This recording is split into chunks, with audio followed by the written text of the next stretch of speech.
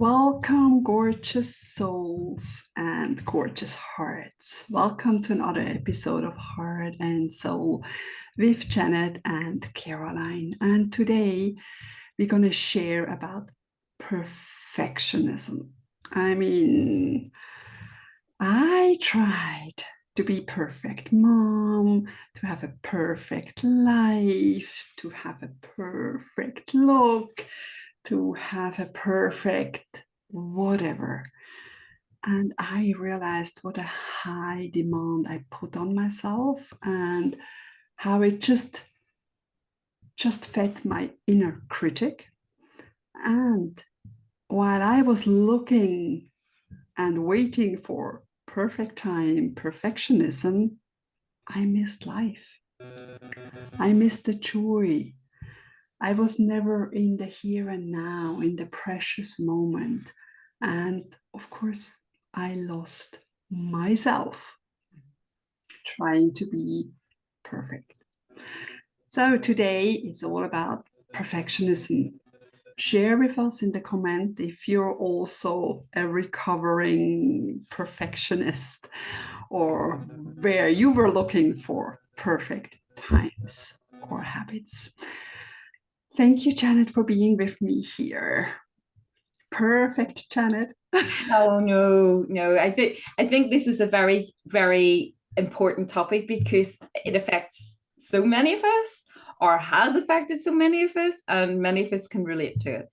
Because, like you, Caroline, I think it's also society's expectations put upon us, which then are ingrained into sort of becoming our own expectations. I know for a fact that I would have, when I worked, I was always trying to overachieve and over deliver and over people please and all the time. And I mean, if I was doing anything, it had to be 100% or 110%.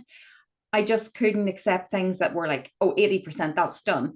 No, it had to be perfect. And if it wasn't perfect, I wasn't pleased. And that went on for years. And of course, people could say that, oh, go to Janet because she'll do an exceptional job. So then you get more stuff pushed your direction because and then you're overwhelmed. And I must admit, that happened to me a lot, was that I would take on so much and then be always trying to achieve this perfection level. And I remember even in my own first apartment that I had in London, because I was sort of like all my friends were still overseas and doing stuff, I spent a lot of time on my own at weekends. And my apartment was perfect. Everything was in its place. And even in the cupboards, I became OCD to the point where tins had to be a certain way. They had to be sort of like done in a certain way.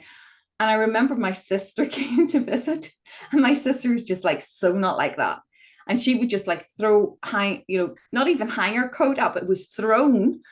And I'd be like hanging it up. Why is it on the floor? And then she'd go into the kitchen and she would just like set things down. And it was absolutely did my head in. We had a major fallout argument over it, and she just could not say what was the issue. Whereas to me, it was like, but that lives there, and you need to put it back there. And it was like, you're not putting it there. And this level of perfectionism continued for quite a while, and it is only more recently, and I'm going to mention the dog again, that taking on board the puppy has pushed that all out the window. Because now, as you can see, I've got sort of railings here behind me because she's eating the books.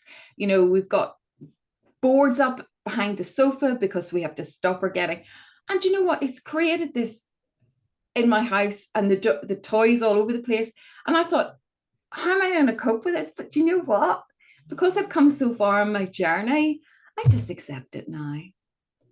I just accept it because, yeah, I tidy up a bit and whatever, but I don't let it doesn't get to me the same way anymore. And it's actually a relief because it's really hard to be constantly keeping things perfect all the time. It's so much energy. What about you, Caroline? You're nodding there in Yes, agreement. definitely. And also it's sometimes if it has everything has to be structured and in its place, it's the need for security, knowing where things are, that it's, nice and calm, and yeah, please don't let anyone come, because maybe this is your safe haven and everything. But yeah, absolutely perfectionism. And I mean, I remember even in my marriage, the chairs had to be the same distance, right at the table. And then sometimes the kids played or moved the chairs, and then my now ex-husband would come home and say, oh, the chairs. And so I made sure everything was sort of, perfect. But of course, I myself had the need to be the perfect wife, to be the perfect mom. And I completely exhausted, and I forgot that the joy, that I could play with my kids. Yeah, that I could roll in the dirt, um, that toys everywhere, and that we can have a easy dinner, pasta dinner. It had to be sometimes from outside or sometimes from myself. I thought, yeah, they need a good dinner, all vegetables. And it went so far that I only bought fresh vegetables and always chopped vegetables in the evening, because we had dinner together.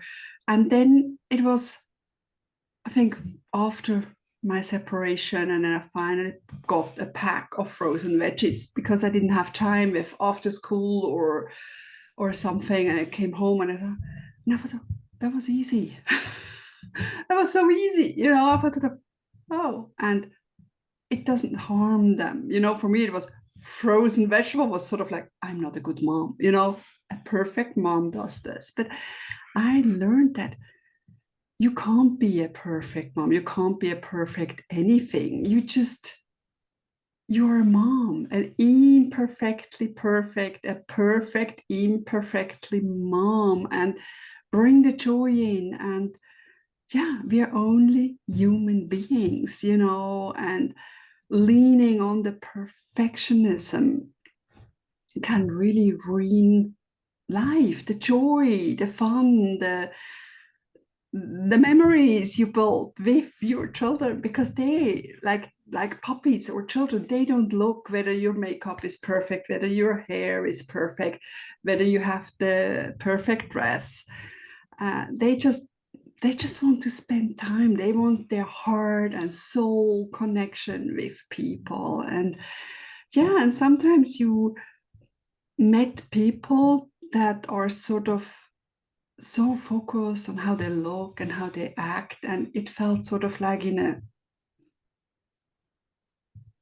a fun script. It felt so unreal, and then when you see it, I thought, okay, no, I'd rather be a human. I'd rather be a mom, and yeah, do my best, of course, but it doesn't have to be perfect, because perfectionism is such a heavy burden, and like you said, it drains your energy. And for me, it was also growing up, I wanted to be the perfect child, the good girl, and letting that go, only felt loved when I was the good girl, helping and everything, and clearing that, healing that, and arriving in my heart and soul, and doing the best I can, sort of releasing that heavy cloak of perfectionism.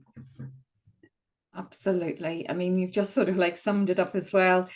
And it is very heavy on you. It's a very hard place to be.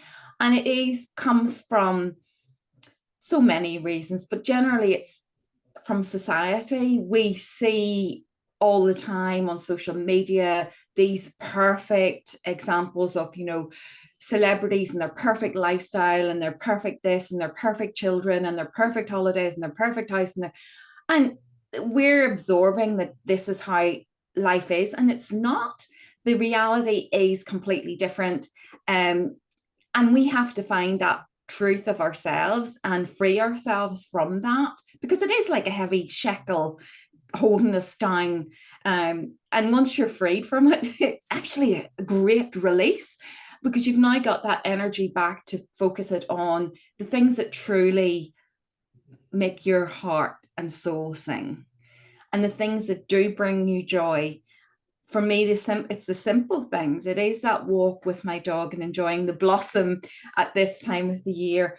It is, just time, just sitting reading a book and not worrying about, do the benches, does the kitchen need clean, does the fridge need, I mean, yeah, all that needs to be done at some stage, but does it need to be done every week? No, it doesn't. No.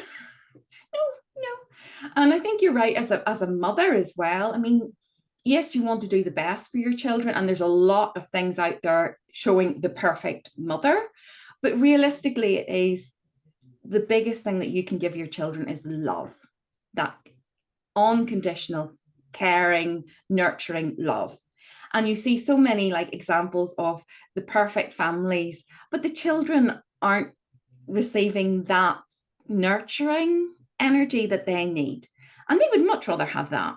I mean, I only know from sort of having nephews and nieces, but when we used to go, it wasn't about a big gift or shiny present or anything like that. It was about the fact that my husband and I would get down and play with them, or would take them out and would do something fun.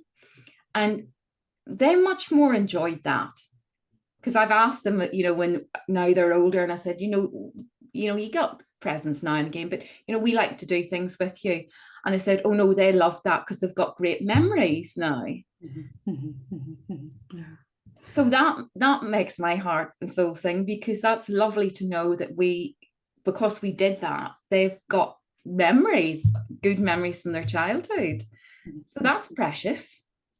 And Yes, absolutely. It's the time we spend together, and that love we share and that connection. And sometimes it's just sitting together or hugging them when they don't feel so well, and that they know they can always come to you. Or like the puppy, they know this is my home now, this is my family, and they feel safe. And the greatest gift we can give our children is that they can be themselves, because we try so hard to be something else, bending over backwards to please others, or just, yeah, sharing that perfect life.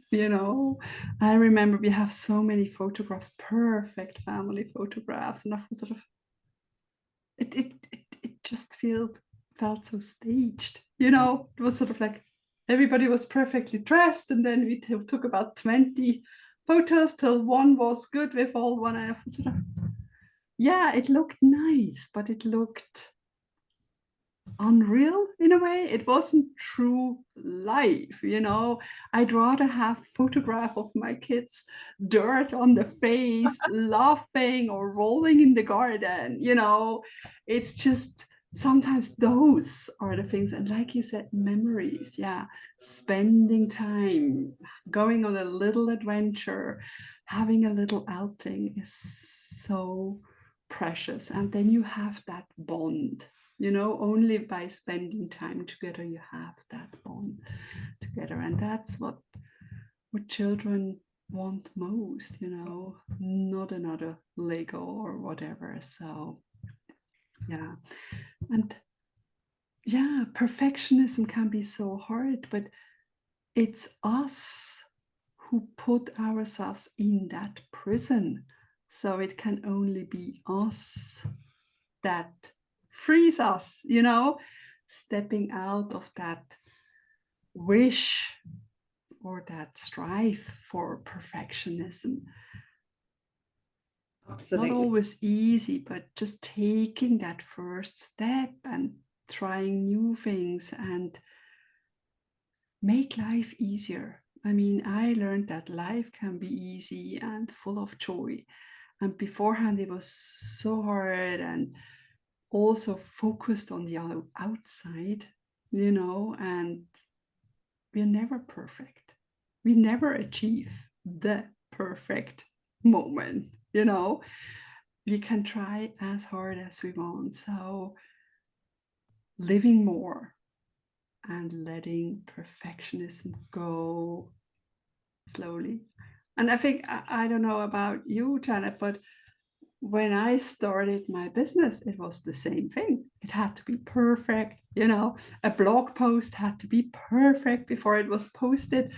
And sometimes it took me weeks and months. And then by the time it was finally perfect, the timing was gone in a way. Yes. So rather done than perfect, because perfectionism or trying to have it perfect is sort of a form of not doing it, of a way to having a reason not to publish it or putting it out there or speaking here. And Yeah. I mean, we came so far, Janet, isn't it? I mean, We have it's 41. it's Heart and Soul show, and it's not rehearsed. We just get the topic, we just chat, we improvise.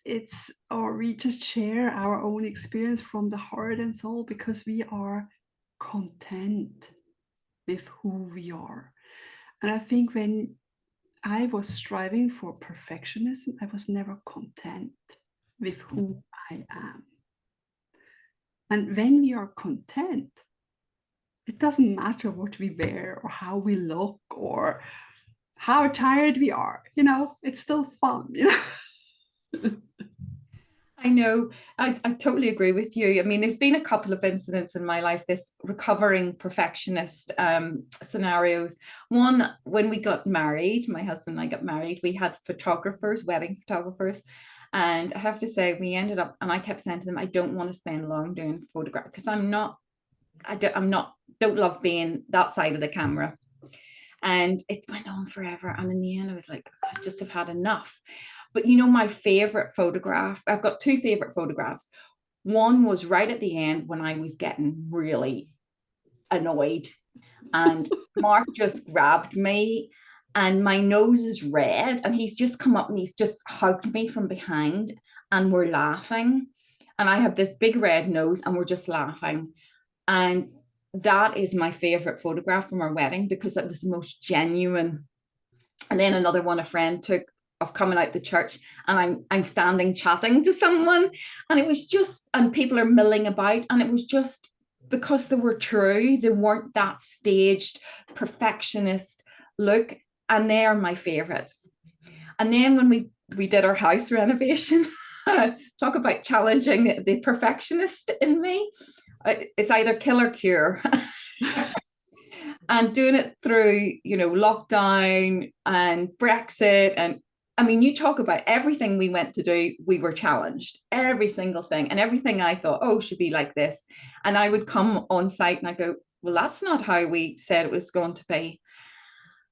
And it was like constantly every day coming and sort of like, oh, that's not quite what I wanted. And I'm told, well, that's what you're getting. And I'm like, oh.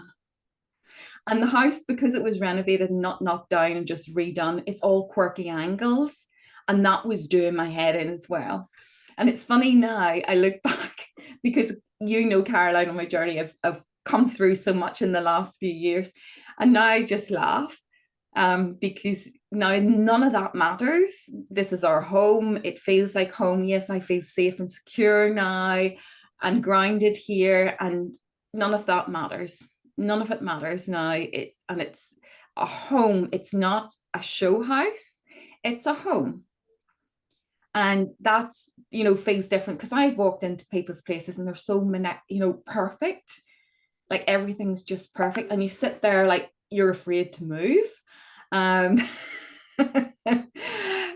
and that's what I don't want. I want this to be a home where people can come in and kick off their shoes and feel, and hopefully that's what we've created here. And now with the dog in the mix, it's like you've got to put up with a crazy dog too. Yeah, and I think that's authentic, isn't it? Other things is just like stage.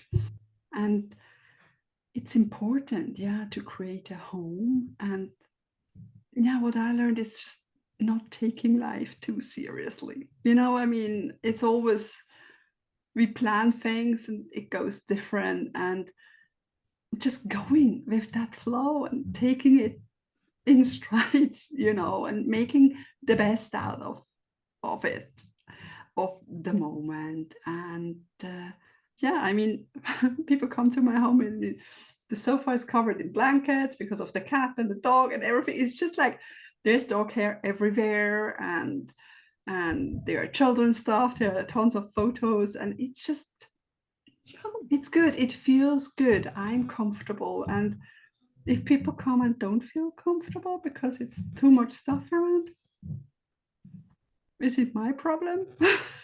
No. But it can be triggering, sometimes, is that home, if I invite someone, is it good enough, sort of. But it's my home and I love to feel comfortable, and that's good. And yeah, so are there any tips or insights you have for people when they realize their perfectionism traps them in a way? I mean, for me, I think it was about first thing is being aware of that is something that I'm not saying is an issue, but something that is, if it's affecting you, that you do become aware of it. And I think once you start to become aware of things, you can start to observe and see what's going on, and maybe just start to release a little bit of like, does that have to be done today? Well, actually, no, it could wait because I've got other things to do, or, that you're not being controlled by it. Because I know I was very much, everything had to be done certain times and certain stages. And, it was quite challenging. And the other thing is recognizing that your perfectionism steals your joy. Because the more you're concentrating on getting these things perfectly perfect, which is never going to happen because there's always unforeseen and your expectations get burst, is that, just go, right, oh yeah, no, I'm happy with that, and leave it at that, and sort of know that, learn to be content with almost being there. And if you can't control it, just go, right, well, I just have to accept. There's a lot of acceptance along the way as well with recovering from perfectionism. You just have to accept that that's how it's going to be, and you can't change it. So you've got to learn to accept it. And that was a key turning point for me, because as I said, mentioned about the house, particularly when you're living in it and you're seeing the things all the time, I just had to start saying to myself, that's just how it is. I just have to accept. I just have to live with it. It's fine. It's working. It's doing. Would have liked it differently. Yes, but it's all functional. It looks great, and just accepting how it is. And I have to say that helped to release a lot of that tension and stress. Definitely. To the point now I have, it's just a little bit chaotic, but this is home. This is fun, isn't it? It's just, sometimes if everything has, it's nice, but if it's a bit chaotic, it's more intriguing. I like that, more fun. Yes, absolutely. Because I don't know what animal I'm going to sit on when I sit on the couch these days. There's a flamingo and there's a moose and there's a whatever she's left there, and chances are you sit on and everything.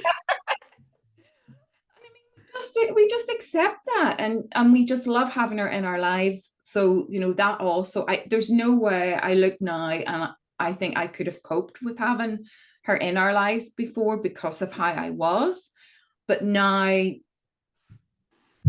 it's not the challenge that it was. Absolutely not. And she brings us so much joy at the same time, and we love her to bits. So yeah, can cope with it now.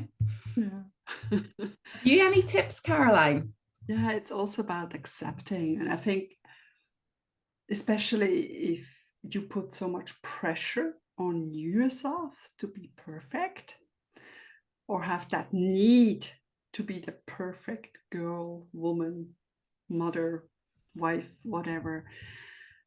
It's just that affirmation, I accept you fully just the way you are, or I accept myself fully just the way I am, is truly helping. And I think it also embracing that non-perfect parts of you, because that's also hard when we all have good parts, we feel good about, and then we have the parts we feel like, yeah, okay, and pushing those aside or hiding them constantly is a lot of work. So accepting all of who we are and playing with it, yeah, like having a dog and squeaky toys around, and or when I cleaned my flat, then of course my dog gets cleaned her paws when she comes in, things like this, because fresh paw prints on a freshly owned